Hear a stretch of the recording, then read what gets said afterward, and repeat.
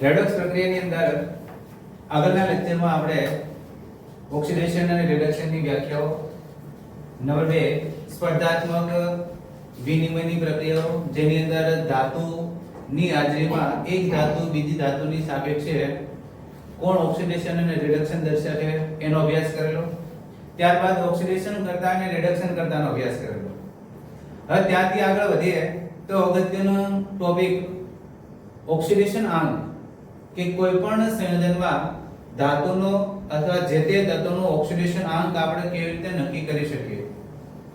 Oxidation આંક નક્કી કરવા માટેના કેટલાક નિયમો છે, એ નિયમો જોઈએ અને ત્યાર પછી સંયોજનમાં જે તે પરમાણુનો ઓક્સિડેશન આંક કેવી રીતે નક્કી થાય છે એમની રીતો જોઈએ.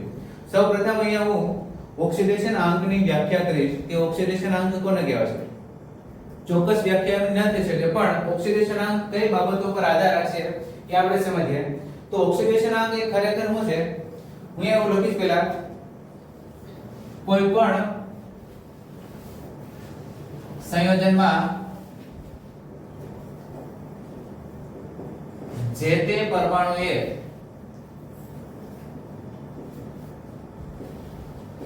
મેળવેલ કે ગુમાવેલ ઇલેક્ટ્રોનની સંખ્યાને તેનો ઓક્સિડેશન આંક કહી શકાય.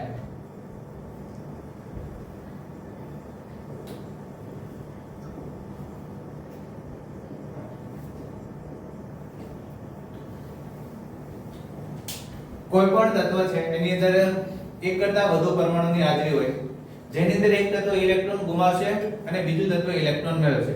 પણ જે તે તત્વે ગુમાવેલા કે મેળવેલા ઇલેક્ટ્રોનની સંખ્યાને આપણે અહીંયા ઓક્સિડેશન આંક સ્વરૂપમાં વ્યાખ્યાયિત કરી શકીએ. ઓક્સિડેશન આંક એ એક પ્રકારે જે તે તત્વનો ઓક્સિડેશન અવસ્થાનો નિર્દેશ કરે છે. બરાબર. બીજી બાબત કે જ્યારે સહસંયોજક બંધમાં રહેલા ઇલેક્ટ્રોન એ હંમેશા બીજી વાક્યરચના આવી લખી છે. સહસંયોજક બંધમાં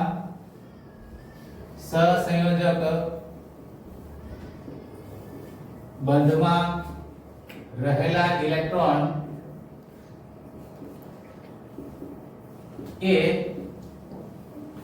વધુ વિદ્યુત ઋણ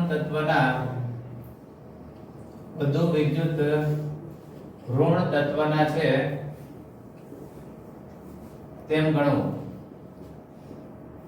કે ઓક્સિડેશન આંક જ્યારે આપણે નક્કી કરીએ છીએ ત્યારે ઓક્સિડેશન આંક નક્કી કરતી વખતે તે બાબતનું ધ્યાન રાખવું પડશે કે એની અંદર બે પરમાણુ વચ્ચે રહેલા ઇલેક્ટ્રોન એ કોના ગણવામાં આવશે, ત્યારે જે તે વધુ વિદ્યુત ઋણ તત્વ છે કેમના ગણવામાં આવશે. બરાબર. આ ઓક્સિડેશન આંક આવી રીતે નક્કી થઈ શકે છે. આપણે કેટલાક ઉદાહરણોથી સમજીએ કે ઓક્સિડેશન આંક કેવી રીતે નક્કી થશે. પણ એના પહેલા એના નિયમો જોઈ લઈએ. ઓક્સિડેશન આંક નક્કી કરવાની રીત.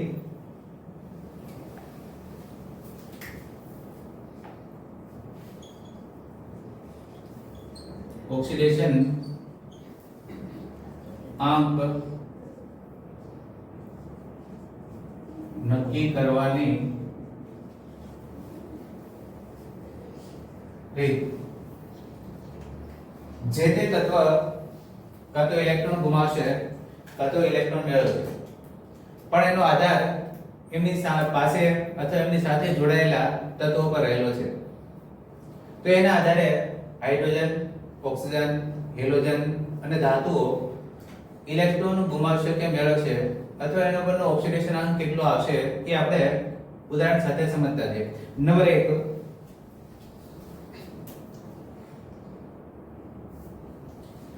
મુક્ત અવસ્થામાં રહેલા સંયોજન. મુક્ત અવસ્થામાં રહેલા કે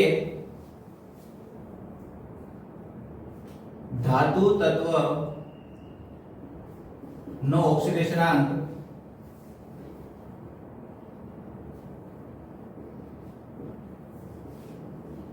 શૂન્ય લેવામાં આવે.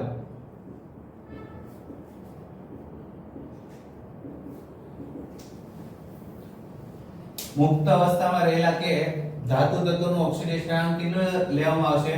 0. કેવી રીતે? અથવા કોણ આવી શકે અહીંયા? તો એમ કહું કે આપણે લીધેલું છે ત્યારે મુક્ત અવસ્થાનું સંયોજન કોઈ પણ P4. હવે ફોસ્ફરસ જે છે એ ફોસ્ફરસનો અણુ જ્યારે લેવામાં આવશે ત્યારે એની અંદર એક ફોસ્ફરસ નથી હોતો.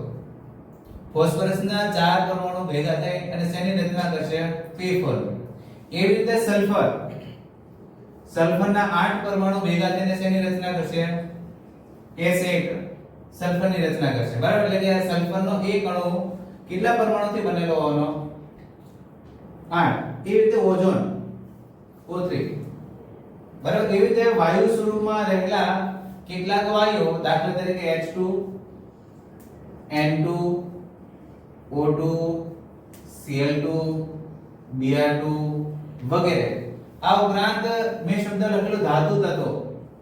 ધાતુ તત્વોનો પણ ઓક્સિડેશનાંક કેટલો લેવામાં આવશે? 0. પણ મુક્ત અવસ્થામાં, એટલે કે ધાતુ સ્વરૂપમાં મેગ્નેશિયમ, સોડિયમ, કોપર, ઝિંક વગેરે કોઈ પણ ધાતુ આવશે તો એનો ઓક્સિડેશનાંક મુક્ત અવસ્થામાં કેટલો આવશે? 0. હવે તમને પૂછે કે P4 નો ઓક્સિડેશનાંક કેટલો? 0. કેમ કે હવે ફોસ્ફરસ અત્યારે કોઈ પણ સાથે સંયોજાયેલું જ નથી. વ્યાખ્યામાં એવું લખ્યું કે કોઈ પણ સંયોજનમાં જે તે તત્વનો કાં તો ઇલેક્ટ્રોન મેળવેલો હોવો જોઈએ અથવા ઇલેક્ટ્રોન ગુમાવેલો. હવે અહીં માત્ર કોણ છે? ફોસ્ફરસ. તો એ ઇલેક્ટ્રોન ગુમાવશે પણ નહીં, મેળવશે એટલે ઓક્સિડેશનાંક 0.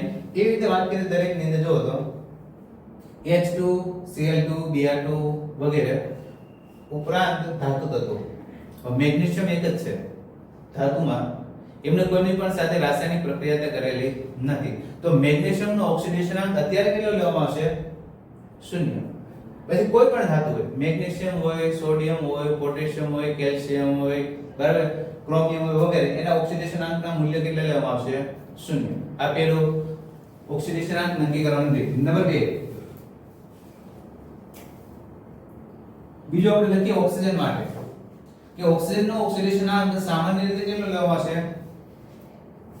ઓક્સિજન નો ઓક્સિડેશનાંક સામાન્ય રીતે -2 લેવામાં આવે. કેમ? તો તમને ખ્યાલ છે કે ઓક્સિજન પરમાણુનો પરમાણુ ક્રમાંક છે 8. નજીકના સ્થાયી તત્વ જેવી ઇલેક્ટ્રોનના પ્રાપ્ત કરી હોય તો ઓક્સિજન એ કેટલા ઇલેક્ટ્રોન મેળવવા પડશે? 2 ઇલેક્ટ્રોન મેળવવા પડશે. તો 2 ઇલેક્ટ્રોન મેળવશે તો વીજભાર ઉપર કેટલો આવશે? -2. તો -2 વીજભાર જે આવશે એ જ એમનું શું કહેવાશે? ઓક્સિડેશનાંક. એટલે સામાન્ય અવસ્થાએ ઓક્સિજન હંમેશા -2 સ્વરૂપમાં અસ્તિત્વ ધરાવશે. તો -2 સ્વરૂપમાં અસ્તિત્વ ધરાવતો ઓક્સિજનનો ઓક્સિડેશનાંક કેટલો લેવામાં આવશે? પણ ક્યારે? આ સંયોજન બનેલું હોય તો જ. હું તમને પૂછું O2 નો ઓક્સિડેશનાંક કેટલો લેવામાં આવશે? 0. પણ હું એમ પૂછું MgO આવશે. દાખલા તરીકે આપણે ઉદાહરણ લખું મેગ્નેશિયમ ઓક્સાઇડ. અત્યારે સંયોજન બની ગયું, મેગ્નેશિયમની ઓક્સિજન સાથેની પ્રક્રિયાથી MgO બનશે. હું તમને પૂછું કે અહીંયા ઓક્સિજનનો ઓક્સિડેશનાંક, તો ઓક્સિડેશનાંક હંમેશા આપણે જે તે પરમાણુની નીચે દર્શાવીશું આવી રીતે. ઓક્સિજન નો ઓક્સિડેશનાંક અત્યારે કેટલો આવશે? -2. એનો અર્થ શું થયો કે ઓક્સિજનને 2 ઇલેક્ટ્રોન મેળવ્યા. તો મેગ્નેશિયમને શું કરવું પડશે? 2 ઇલેક્ટ્રોન ગુમાવવા પડશે. તો વ્યાખ્યા અનુસાર જો તો મેળવેલા કે ગુમાવેલા ઇલેક્ટ્રોનની સંખ્યાને આપણે શું કહીશું? ઓક્સિડેશનાંક. અને આ બંને ધનાયન અને ઋણાયન અથવા ગુમાવેલા અને મેળવેલા ઇલેક્ટ્રોન સરખા થઈ જાય તો સંયોજન તટસ્થ થઈ જશે. બરાબર? સામાન્ય રીતે સંયોજન તટસ્થ હોવું જોઈએ. બરાબર? તો અહીંયા મેગ્નેશિયમનો ઓક્સિડેશનાંક 2 થઈ જશે, ઓક્સિજનનો ઓક્સિડેશનાંક -2 થઈ જશે. આ સામાન્ય અવસ્થાની વાત છે. પણ એની અંદર કેટલાક અપવાદને આપણે જોતા જઈશું સાથે સાથે દરેકની અંદર કે ઓક્સિજનની અંદર કેટલાક અપવાદ પ્રવર્તે. એટલે કે એમાં 2 પ્રકાર આવશે. ઓક્સિજન અત્યારે -2 સ્વરૂપમાં અસ્તિત્વ ધરાવે પણ એની અંદર જ્યારે સુપર ઓક્સાઇડ અને પેરોક્સાઇડ પ્રકારના સંયોજન આવશે. અપવાદ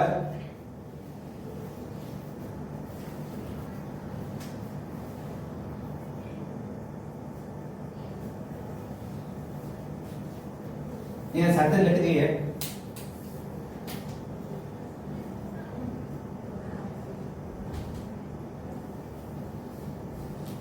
અપવાદ નંબર 1 એની અંદર આવશે પેરોક્સાઇડ પ્રકારના સંયોજનો પેરોક્સાઇડ સંયોજનોમાં ઓક્સિજનનો ઓક્સિડેશન અંક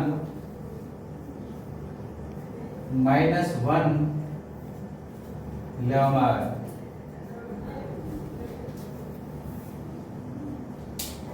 પેરોક્સાઇડ સંયોજનમાં ઓક્સિજનનો ઓક્સિડેશન અંક કેટલો હશે -2 કે એટલે હું ઉદાહરણ લખું ભાઈ H2O2 આનું નામ છે હાઇડ્રોજન પેરોક્સાઇડ હાઇડ્રોજન પેરોક્સાઇડમાં ઓક્સિજનનો ઓક્સિડેશન અંક આવશે -1 અને હાઇડ્રોજન આવશે +1 તો અહીંયા પણ જોઈ શકાય છે જો તો ઓક્સિજન એ સામાન્ય રીતે હાઇડ્રોજન સાથે સંયોજન તો હાઇડ્રોજનની સંખ્યા પણ 2 છે અને ઓક્સિજનની સંખ્યા પણ 2 છે ઓક્સિજનની ઇલેક્ટ્રોન પૂર્તિ કરવા માટે 2 હાઇડ્રોજન પરમાણુ છે પણ એક ઇલેક્ટ્રોનનું દાન કરશે તો બંને ઓક્સિજન પરમાણુ એક ઇલેક્ટ્રોન જ મેળવશે વધારે મેળવી શકે એવું છે નહીં આખેનો ઓક્સિડેશન અંક કેટલો આવશે -2 સોરી -1 બરાબર એટલે પેરોક્સાઇડ પ્રકારના સંયોજનમાં ઓક્સિજનનો ઓક્સિડેશન અંક રહેશે -1 એનાથી આગળ આવશે સુપર ઓક્સાઇડ પ્રકારના સંયોજનો સુપર ઓક્સાઇડ સંયોજનમાં ઓક્સિડેશન અંક લેવામાં આવશે ભાઈ -1/2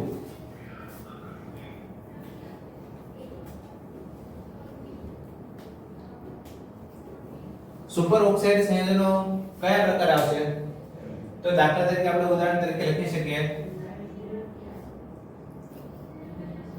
K2O હવે K2O માં જોવા જઈએ સોરી અહીંયા છે KO2 માં જોવા જઈએ તો પોટેશિયમ કેટલા ઇલેક્ટ્રોન ગુમાવે પોટેશિયમ કેટલા ઇલેક્ટ્રોન ગુમાવી શકે એક જ પણ સામે મેળવવાળા કેટલા છે 2 ઓક્સિજન પરમાણુ છે હવે 2 ઓક્સિજન પરમાણુ છે તો એક ઓક્સિજનના ભાગમાં કેટલો આવશે 1/2 અને એ પણ માઈનસ જો દે ભાઈ અથવા હું ભાઈ ઓક્સિડેશન અંક નક્કી કરવાની બેસ્ટ રીત ભાઈ તમારે જે તે તત્વનો ઓક્સિડેશન અંક નક્કી કરવો હોય ને એના નીચે પહેલા અંડરલાઈન કરવાની આપણે ત્યાં જોઈએ છે ઓક્સિજનનો ઓક્સિડેશન અંક બરાબર તો પેલું તમારે કામ કરવાનું તો K વત્તા ઓક્સિજન કેટલા છે 2 તો આના આગળ 2 લખવાના કૌંસમાં O અને બરાબર 0 બરાબર 0 નો અર્થ છે કે અહીંયા સંયોજન તટસ્થ છે કોઈ પણ વીજભાર ધરાવતો નથી એટલે બરાબરની પેલી બાજુ શૂન્ય લખી દેવાનું ચાલો આગળ ઓક્સિજન સામાન્ય રીતે શું હોય છે -2 હોય છે પણ અત્યારે આપણે ઓક્સિજનનો ઓક્સિડેશન અંક શોધવાનો છે તો આપણે કોના માટે નક્કી કરવું પડશે પહેલા પોટેશિયમ માટે તો પોટેશિયમનો પરમાણુ ક્રમાંક છે 19 એક ઇલેક્ટ્રોન ગુમાવશે તો આર્ગોન જેવી ઇલેક્ટ્રોન તેના પ્રાપ્ત થશે તો પોટેશિયમ બરાબર આવશે +1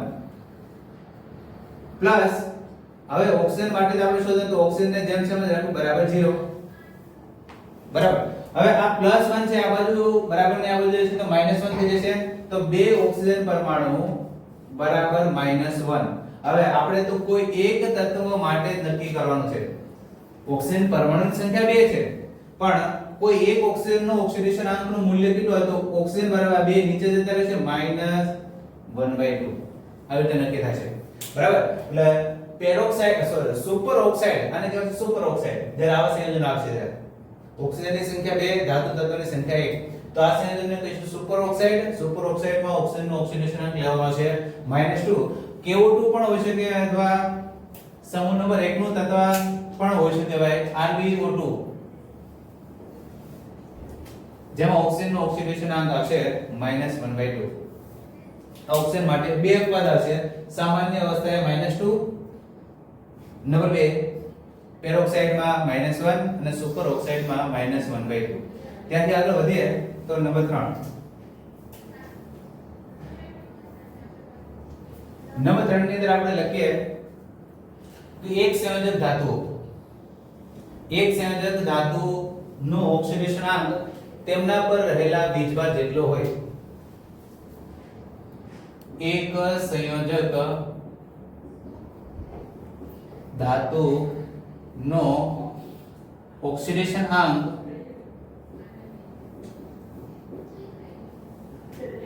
તેના પર રહેલા વીજભાર જેટલો હોય. તો ફરીથી ઉદાહરણથી સમજી શકાય. એક સંયોજકનો અર્થ થાય છે કે જે તે ધાતુ કોઈ એક પરમાણુ સાથે જોડાયેલ હોય. બરાબર? તો એક પરમાણુ સાથે જોડાય છે ત્યારે જે ઇલેક્ટ્રોન ગુમાવશે એ તેમનો શું આવશે? ઓક્સિડેશન. હા, દાખલા તરીકે આપણે ઉદાહરણ લખેલું છે NaCl. ચાલો તમને પૂછે અહીંયા કે NaCl સંયોજનમાં સોડિયમનો ઓક્સિડેશન અંક કેટલો હશે? તો તમે તરત કહી શકો કે +1. કેમ કે સોડિયમે એક ઇલેક્ટ્રોન ગુમાવેલો છે. એક સંયોજક થઈ ગયું કે સોડિયમ જ્યારે એક પરમાણુ સાથે સંયોજાય છે ત્યારે સોડિયમ એક જ ઇલેક્ટ્રોન ગુમાવશે. તેનો ઓક્સિડેશન અંક કેટલો થઈ જશે? +1. દાખલા તરીકે MgCl2 ઉદાહરણ નંબર 2 MgCl2. હવે તમને પૂછે કે મેગ્નેશિયમનો ઓક્સિડેશન અંક કેટલો હશે? તો મેગ્નેશિયમનો ઓક્સિડેશન આવશે +2. કેમ કે મેગ્નેશિયમ એ ક્લોરીન સાથે સંયોજાય છે ત્યારે બે ક્લોરીન પરમાણુ સામેની બાજુ, તો અહીંયા બે ઇલેક્ટ્રોન ગુમાવવા પડશે. તો સામે તેનો ઓક્સિડેશન અંક કેટલો આવશે? +2. એવી રીતે એલ્યુમિનિયમ સામાન્ય રીતે જ્યારે કોઈ પણ પરમાણુ સાથે સંયોજાય છે ત્યારે એના પર વીજભાર કેટલો આવશે? +3. તો સામાન્ય અવસ્થાએ એલ્યુમિનિયમનો ઓક્સિડેશન અંક +3 આવશે. બરાબર? એટલે એક સંયોજક ધાતુનો ઓક્સિડેશન અંક એના પર જેટલો વીજભાર આવશે એટલો આવશે. બરાબર? ત્રીજો નિયમ આવશે. નિયમ નંબર 4. ચોથા નિયમની અંદર હાઇડ્રોજન પરમાણુને ધ્યાનમાં લઈએ કે હાઇડ્રોજન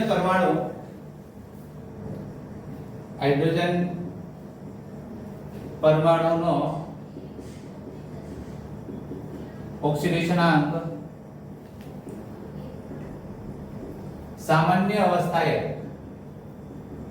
સામાન્ય રીતે +1 લેવામાં આવે.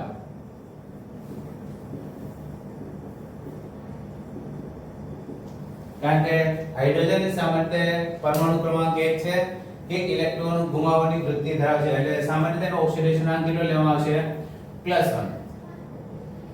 પણ એની અંદર આપવા જોઈએ સામાન્ય અવસ્થાએ હાઇડ્રોજન +1 હોય છે. દાખલા કે ઉદાહરણ લેતો ભાઈ HCl હાઇડ્રોક્લોરિક એસિડ.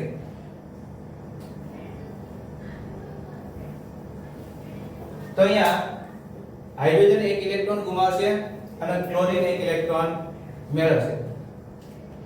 તો હાઇડ્રોજન જ્યારે એક ઇલેક્ટ્રોન ગુમાવતો હોવાથી એના પર વીજભાર કયો આવશે? +1. તો હાઇડ્રોજનનો ઓક્સિડેશન અંક અહીંયા કેટલો થઈ જશે? +1. ક્લોરીનનો ઓક્સિડેશન અંક અહીંયા કેટલો થઈ જશે? -1. કારણ કે એક ઇલેક્ટ્રોન મેળવશે. ઉદાહરણ બે લખો હોય, ધારો કે પૂછે H2S અથવા H2O. ચાલો પાણીની અંદર હવે એ પૂછે તો હાઇડ્રોજનનો ઓક્સિડેશન અંક અહીંયા પણ કેટલો આવશે? +1. કારણ કે ઓક્સિજન બે ઇલેક્ટ્રોન મેળવશે. ઓક્સિજનને બે ઇલેક્ટ્રોન આપવા વાળું કોણ છે? તો બે હાઇડ્રોજન પરમાણુ છે. બે હાઇડ્રોજન પરમાણુથી એક ઓક્સિજન ઉપરનો વીજભાર કેટલો આવશે? +1. એનો અર્થ કે એક હાઇડ્રોજન પરમાણુ એક ઇલેક્ટ્રોન આપ્યો. એવા બે હાઇડ્રોજન પરમાણુને બે ઇલેક્ટ્રોન આપશે. આથી હાઇડ્રોજન ઉપરનો વીજભાર +1 આવશે. એનો ઓક્સિડેશન અંક બનશે. એક જ હાઇડ્રોજનની વાત છે અહીંયા. એક હાઇડ્રોજનનો ઓક્સિડેશન અંક +1. હંમેશા આપણે જ્યારે પણ લખીશું ત્યારે એક હાઇડ્રોજનની જ વાત કરીશું. બે હાઇડ્રોજનનો +2 થાય છે પણ એક હાઇડ્રોજન માટેનો ઓક્સિડેશન અંક +1. આમાં અપવાદ.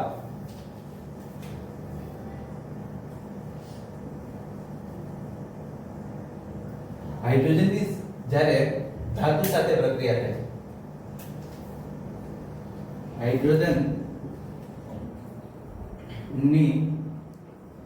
હાઇડ્રોજનના ધાતુ સાથેના સંયોજનમાં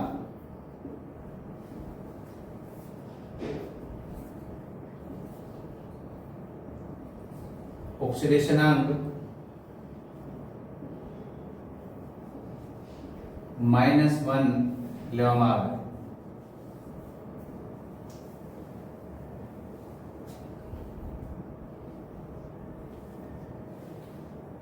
હાઇડ્રોજનના કોની સાથેની પ્રક્રિયા? ધાતુ સાથેના સંયોજનમાં ઓક્સિડેશનાંક કેટલો લેવામાં આવશે? -1. કેવી રીતે? તો ઉદાહરણથી સમજીએ. ઉદાહરણ તરીકે આપણે લિથિયમની હાઇડ્રોજન સાથેની પ્રક્રિયાથી શું બનશે? LiH, lithium hydride. લિથિયમનો પરમાણુ ક્રમાંક છે 3. બાહ્યતમ કક્ષામાં 1 ઇલેક્ટ્રોન છે, પણ હાઇડ્રોજનની સાપેક્ષે લિથિયમની ઇલેક્ટ્રોન ગુમાવવાની વૃત્તિ વધારે છે. એનો અર્થ કે હાઇડ્રોજન ગુમાવવા કરતા કોણ ઝડપથી ઇલેક્ટ્રોન ગુમાવશે? લિથિયમ. હવે લિથિયમ એક ઇલેક્ટ્રોન ગુમાવી દેશે તો હાઇડ્રોજન ગુમાવી શકતું નથી. તો શું કરવું પડશે? હાઇડ્રોજન હવે મેળવવું પડશે, કારણ કે આનું ઓક્સિડેશન થાય તો આનું શું થશે? રિડક્શન. બરાબર. તો લિથિયમ એ હાઇડ્રોજનની સાપેક્ષે વધુ ઇલેક્ટ્રોન ગુમાવવાની વૃત્તિ ધરાવતો હોવાથી હાઇડ્રોજનને અત્યારે ઇલેક્ટ્રોન મેળવવો પડશે. હવે એક ઇલેક્ટ્રોન મેળવે તો ઉપર વીજભાર કયો આવશે? -1. -1 આવશે. આથી હાઇડ્રોજનનો ઓક્સિડેશનાંક ધાતુ સાથે શું આવશે ભાઈ? -1. બરાબર. એટલે ધાતુ સાથેના કોઈ પણ સંયોજનમાં હાઇડ્રોજનનો ઓક્સિડેશનાંક -1. જરૂરથી લિથિયમ હાઇડ્રાઇડ. દાખલા તરીકે આપણે લીધો નંબર 2 સોડિયમ હાઇડ્રાઇડ. સોડિયમ હાઇડ્રાઇડમાં પણ હાઇડ્રોજનનો ઓક્સિડેશનાંક, કારણ કે ધાતુ છે તો ધાતુ હાઇડ્રોજનની સાપેક્ષે વધુ ઇલેક્ટ્રોન ગુમાવવાની વૃત્તિ ધરાવે. આથી એનો ઓક્સિડેશનાંક અહીંયા પણ -1 લેવામાં આવશે.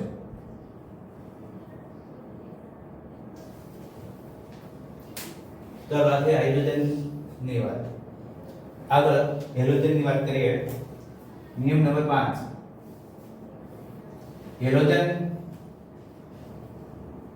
હેલોજન તત્વોમાં કોણ કોણ હશે? ક્લોરીન, બ્રોમિન અને આયોડિન ની વાત છે. હેલોજન તત્વો આ 4 તત્વો નો સામાન્ય ઓક્સિડેશનાંક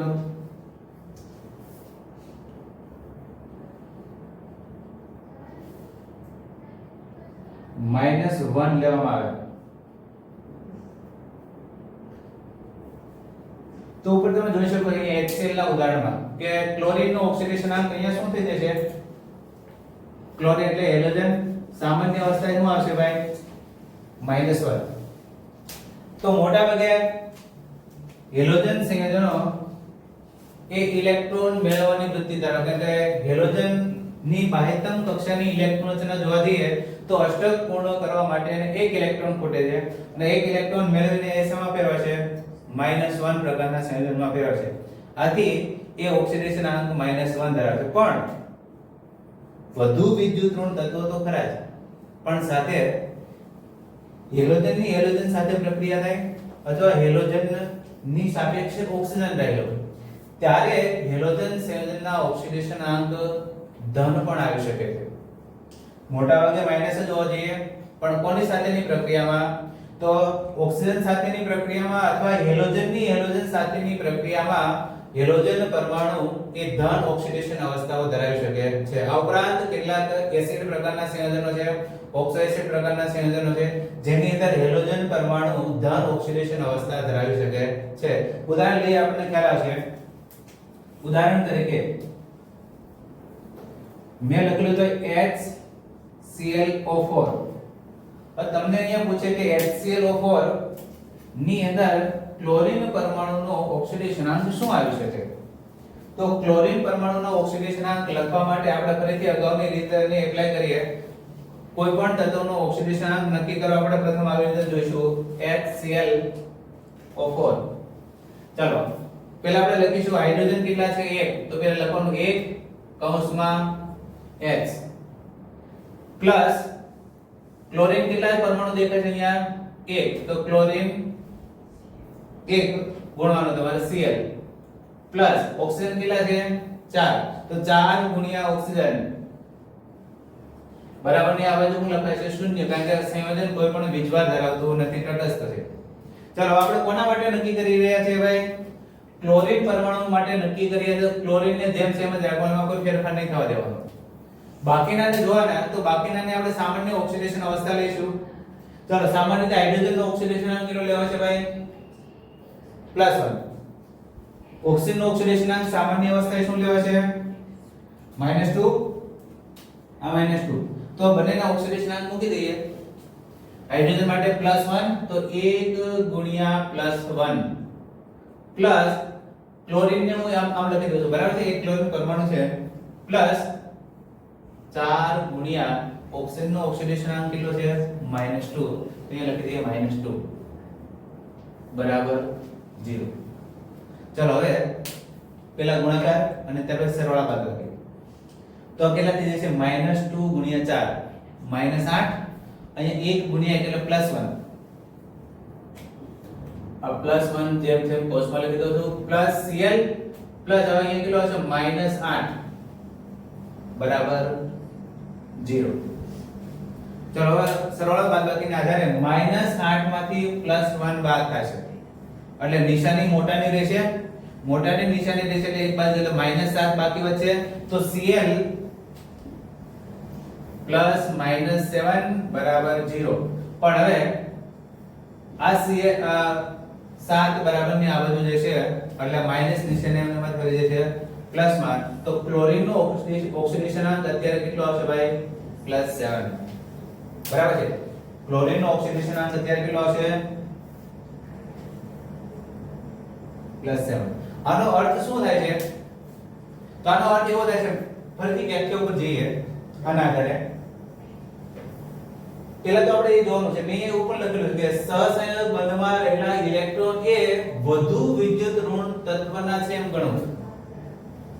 તો ત્રણ તત્વો છે તમારી પાસે હાઇડ્રોજન ક્લોરીન અને ઓક્સિજન. આ વાક્યરચનાને ધ્યાનમાં લઈએ. બીજી વાક્યરચના તો વધુ વિદ્યુત ઋણ તત્વ કોણ છે આમાં હાઇડ્રોજન ક્લોરીન અને ઓક્સિજન માંથી વધુ વિદ્યુત ઋણ તત્વ આવશે ઓક્સિજન. તો હવે એ ઇલેક્ટ્રોન કોને થઈ ગયા ઓક્સિજનના. બંધમાં રહેલા ઇલેક્ટ્રોન કોણ ખેંચી દેશે ભાઈ ઓક્સિજન પરમાણુ ખેંચી દેશે. એનો અર્થ કે ઓક્સિજન કેટલા છે 4 ઓક્સિજન છે ને અષ્ટક પૂર્ણ કરવા માટે કેટલા ઓક્સિજન જોઈશે એક પરમાણુને 2 ઇલેક્ટ્રોન જોઈએ.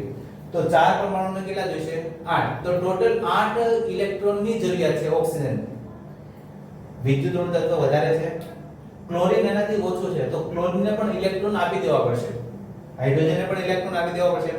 8 ઇલેક્ટ્રોનની જરૂરિયાત હતી ટોટલ બરાબર. એમાંથી એક હાઇડ્રોજન પરમાણુ આપ્યો જો. હવે એક હાઇડ્રોજન પરમાણુ આપ્યો તો બાકીના 7 કોને આપવા પડશે ક્લોરીનને આપવા પડશે. તો ક્લોરીન 7 ઇલેક્ટ્રોન ગુમાવશે એટલા માટે એનો વીજભાર કેટલો થઈ ગયો +7. આથી એનો ઓક્સિડેશનાંક +7. હાઇડ્રોજન નો ઓક્સિડેશનાંક પૂછશે તો +1 અને ઓક્સિજન નો ઓક્સિડેશનાંક પૂછશે તો -2 એક પરમાણુ બરાબર. એટલે 4 હોય તો -8 થઈ જશે. પણ આપણે લખીશું અત્યારે એક જ પરમાણુ પાકી સમજ પડશે. ચાલો અહીંયા આ આવશે હેલોજન પરમાણુનું સામાન્ય ઓક્સિડેશનાંક -1 લેવામાં આવશે. પણ કેટલાક અપાતની અંદર હેલોજન પરમાણુનો ઓક્સિડેશનાંક શું લેવામાં આવશે +1 પણ આવી શકે +3 પણ આવી શકે +5 પણ આવી શકે અને +7 પણ આવી શકે. દાખલા તરીકે ઉદાહરણ નંબર 2 હવે લખીએ આપણે HBrO2. ચાલો અહીંયા પૂછે કે બ્રોમિન નો ઓક્સિડેશનાંક શું આવી શકે. તો બ્રોમિન નો ઓક્સિડેશનાંક નક્કી કરવા માટે હવે તમારે એટલું જોવાનું છે કે સૌથી વધુ વિદ્યુત તત્વ કોણ છે ઓક્સિજન. એવો ઓક્સિજન કેટલા છે 2. તો એને કેટલા ઇલેક્ટ્રોનની જરૂરિયાત રહેશે 4 ઇલેક્ટ્રોનની જરૂરિયાત છે ઓક્સિજન પરમાણુ. તો હવે હાઇડ્રોજન તો એક જ ગુમાવે. હાઇડ્રોજન પાસે તો છે જ નહીં વધારે. તો બાકીના ઇલેક્ટ્રોન કોને ગુમાવવા પડશે બ્રોમિનને. તો બ્રોમિન કેટલા ઇલેક્ટ્રોન ગુમાવશે અહીંયા 3. તો અહીંયા બ્રોમિન નો ઓક્સિડેશનાંક કેટલો થઈ જશે +3 બરાબર. આ રીતે હેલોજન પરમાણુનો અપવાદ આવશે કે હેલોજન પરમાણુ એ ધન ઓક્સિડેશન અવસ્થાઓ પણ ધરાવે છે. આગળની બાબતની અંદર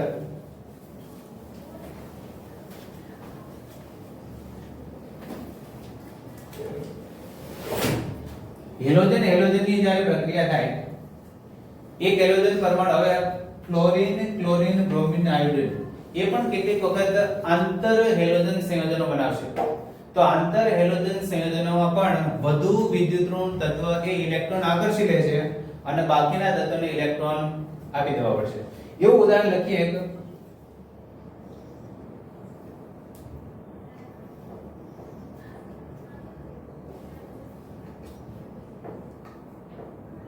ClF3 ClF3 એ આંતર હેલોજન પ્રકારનું સંયોજન છે અને આવું સંયોજન શક્ય છે. તો હવે અહીંયા જોવા જઈએ તો બંને હેલોજન પરમાણુ છે. તમને પૂછે કે અહીંયા ક્લોરીન નું ઓક્સિડેશન અંક કેટલો આવી શકે? તો પહેલા તો તમારે એવું નક્કી કરવું પડશે બે માંથી વધુ વિદ્યુતઋણ તત્વ કોણ છે? ક્લોરીન. તો ક્લોરીન તો -1 છે, ઇલેક્ટ્રોન ખેંચી લેશે, બંનેના ઇલેક્ટ્રોન ખેંચી લેશે, તો બાકીના તત્વો ઉપર ધન ભાર આવશે. તો ફ્લોરીન અત્યારે 3 પરમાણુ છે, તો કેટલા ઇલેક્ટ્રોન આકર્ષે? 3. તો ક્લોરીન પરમાણુ પર અત્યારે વીજભાર કેટલો આવશે ભાઈ? +3. તો અહીંયા ક્લોરીન પરમાણુનો ઓક્સિડેશન અંક કેટલો હશે? +3. ફ્લોરીન પરમાણુનો ઓક્સિડેશન અંક કેટલો હશે? -1. કારણ કે એ માટે લખીએ છીએ હવે આપણે. તો ફ્લોરીનનો ઓક્સિડેશન અંક -1 અને હેલોજન પરમાણુ બીજો જે છે એમનો ઓક્સિડેશન અંક હશે +3.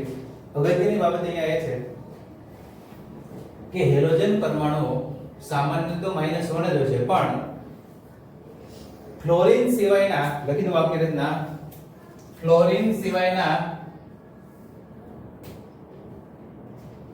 તત્વો ધન ઓક્સિડેશન અવસ્થાઓ પણ ધરાવશે.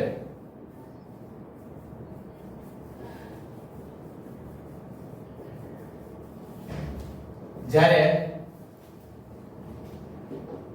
ફ્લોરીન ક્યારે પણ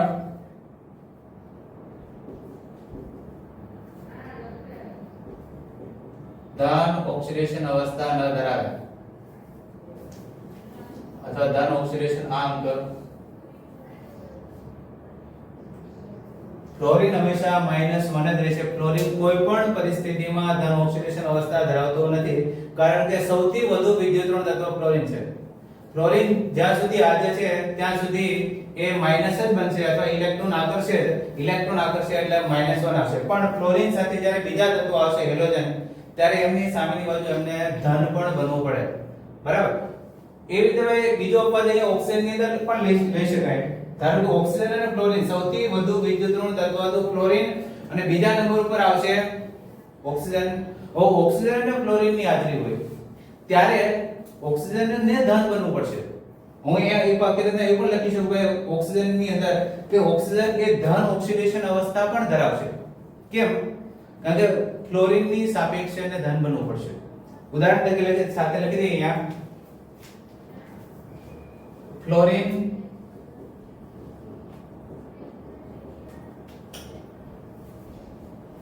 ની સાપેક્ષે ઓક્સિજન ધન ઓક્સિડેશન અંક ધરાવે.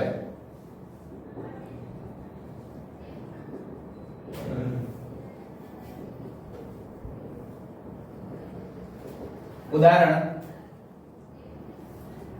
OF2. ચલો એ ઉદાહરણ ની અંદર જોવા જઈએ તો બંને વિદ્યુતઋણ તત્વો છે, બંને મહત્તમ રીતે જે તે સંયોજનમાં ઇલેક્ટ્રોન મેળવવાનો જ ગુણધર્મ ધરાવે છે, પરંતુ બંને પ્રબળ ઇલેક્ટ્રોન આકર્ષક પરમાણુ હોય તો એ બેમાંથી કોઈ એકને તો ઇલેક્ટ્રોન મેળવવા જ પડશે અને કોઈ એકને ઇલેક્ટ્રોન ગુમાવવા જ પડશે. પણ એમાં વધુ વિદ્યુતઋણ તત્વ કોણ છે? ફ્લોરીન. આ વાક્યરચના આપણે ખાસ યાદ રાખવું, બરાબર છે, કે વધુ વિદ્યુતઋણ તત્વના ઇલેક્ટ્રોન થઈ જશે, બાકીના તત્વને ઇલેક્ટ્રોન ગુમાવી દેવા પડશે. બરાબર? એના આધારે ઓક્સિડેશન અંક નક્કી થાય. તો ઓક્સિજન અત્યારે કેટલું ઓક્સિડેશન અંક ધરાવશે? +2. કેમ કે ફ્લોરીન કેટલા છે? 2. એવા બે ફ્લોરીનને એક ઇલેક્ટ્રોનની જરૂરિયાત છે. એક ઇલેક્ટ્રોન કોણ આપશે? ઓક્સિજન પરમાણુ. આથી અહીંયા ઓક્સિજનનો ઓક્સિડેશન અંક કેટલો આવશે? +2 અને ફ્લોરીનનો ઓક્સિડેશન અંક આવશે હંમેશા -1 જ. એ ક્યારે પણ બીજો ઓક્સિડેશન અંક ધરાવતો નથી. એક જ સંયોજન એવું છે કે ફ્લોરીન એ માત્ર ને માત્ર હંમેશા ધન -1 જ ઓક્સિડેશન અંક ધરાવે, ક્યારે પણ ધન ઓક્સિડેશન અવસ્થા ધરાવશે નહીં. આમ તો બીજી પણ નહીં ધરાવે, -2 પણ નહીં ધરાવે, -1 જ ધરાવશે. આ આવશે હેલોજન સંયોજનના નિયમો. ત્યાર પછી આગળ વધીએ નંબર 6 ઉપર. તો નંબર 6 ઉપર આવશે કે બહુપરમાણુય આયનો આવેલા હોય તમને, ત્યારે બહુપરમાણુય આયનો ઉપર જે વીજભાર હોય એ જ એમનો ઓક્સિડેશન અંક ગણવામાં આવશે. બહુપરમાણુય સંયોજનમાં તેના પર રહેલો વીજભાર તેનો ઓક્સિડેશનાંક દર્શાવે.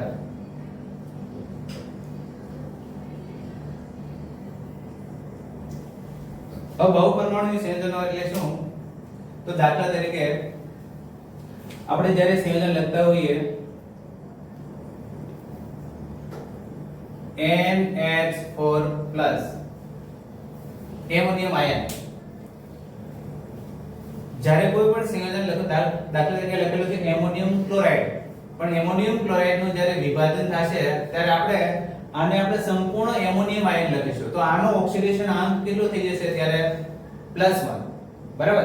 એ રીતે ભાઈ ઉદાહરણ number 2 CH3COO- acetate ion. Acetate ion નો ઓક્સિડેશન આંક કેટલો થઈ જશે -1. એવી રીતે ભાઈ SO4 -2 સલ્ફેટ આયન.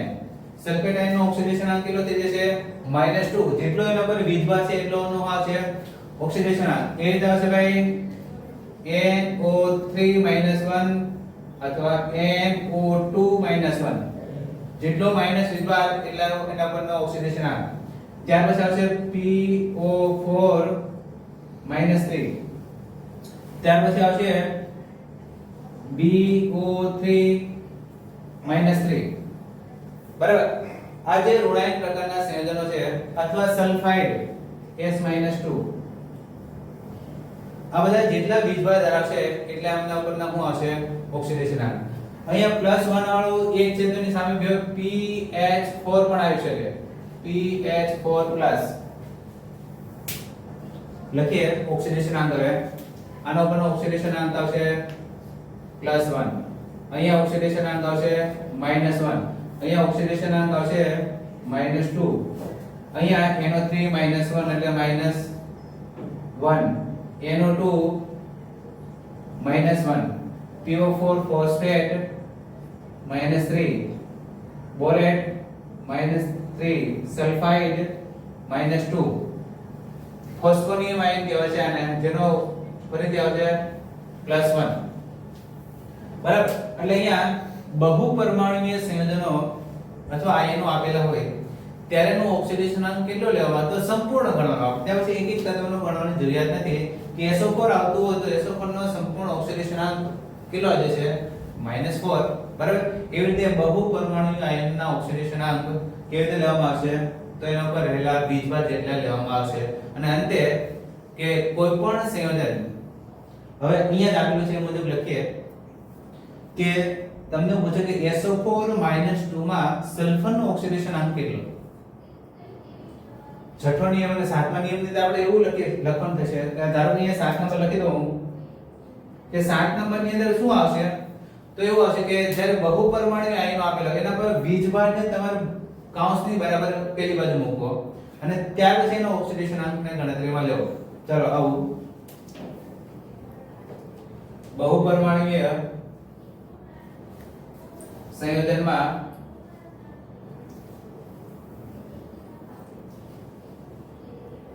દરેક તત્વના ઓક્સિડેશન આંક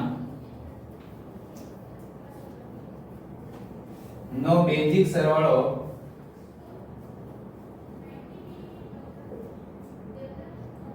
શૂન્ય થાય. બરાબર. કોઈ પણ તત્વ બહુપરમાણુય સંયોજનમાં દરેક તત્વના ઓક્સિડેશન આંકનો સરવાળો કેટલો થાય છે? શૂન્ય. પરંતુ તેના પર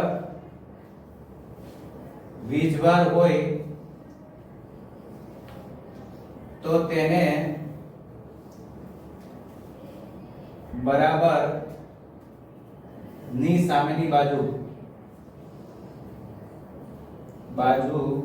લખી ગણતરી કરવી.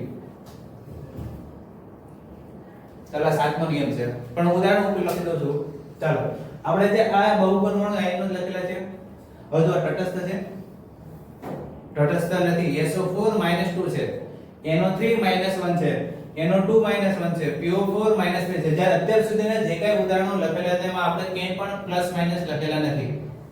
તો આવું સંયોજન આપેને તમને પૂછે કે SO4 -2 માં સલ્ફરનો ઓક્સિડેશન આંક કેટલો? તો તમારે અગાઉની રીતે જ લાગુ પાડવાની છે. તો અહીંયા લખી દો ભાઈ SO4 -2. હવે કઈ બાબત ધ્યાનમાં રાખવાની છે? તો અહીંયા મેં એવું લખેલું કે તેના પરનો વીજભાર હોય તો તેને બરાબરની સામેની બાજુ લખો. એટલે કે આપણે અહીંયા જોઈએ છે સલ્ફરનો ઓક્સિડેશન આંક. તો સલ્ફરનો ઓક્સિડેશન આંક નક્કી કરવા માટે સલ્ફર કેટલા છે? 1. ઓક્સિજન કેટલા છે? 4. ચાલો 4 O બરાબર. હવે બરાબરની આ બાજુ તમારે જે પરમાણુ ઉપર અથવા સંયોજન ઉપર જેટલો વીજભાર છે એટલો ત્યાં તમારે લખવાનો. તો અહીંયા બરાબર કેટલું લખાય છે? -2. અગાઉની મુજબ ગણતરી તો ઓક્સિજનનો ઓક્સિડેશનાંક સામાન્ય અવસ્થાએ કેટલો આવશે? -2. તો અહીંયા મેં લખી દીધો -2. કેટલો થઈ ગયો? -8. તો સલ્ફર આ -8 થશે. -8 બરાબરની આ બાજુ જશે. બરાબરની આ બાજુ તો -8 માંથી કેટલા ફેરવા જશે? +8 માં. +8 માંથી -2 બાદ. તો અહીંયા સલ્ફરનો ઓક્સિડેશનાંક થઈ જશે ભાઈ +6. કારણ કે 8 માંથી 2 બાદ થશે તો સલ્ફર અત્યારે +6 ઓક્સિડેશન આંક ધરાવશે. એટલે કે હવે પછી કોઈ પણ સંયોજન અથવા બહુપરમાણુય સંયોજનમાં જે તે ઓક્સિડેશન આંક વીજભાર આપેલો છે, વીજભારને તમારે ક્યાં લખવાનું થશે? બરાબરની સામેની બાજુ લખશો એટલે તમને જે તે તત્વનો ઓક્સિડેશન આંક મળી જશે. આ 7 નિયમો જે ઓક્સિડેશન આંક નક્કી કરવાની રીત છે. પછી જે તે તત્વ એના વીજભાર અને ઓક્સિડેશન આંકને આધારે આપણે આગળ રેડોક્સ પ્રક્રિયાને લખી શકીએ અથવા ગણતરીમાં લઈ શકીએ.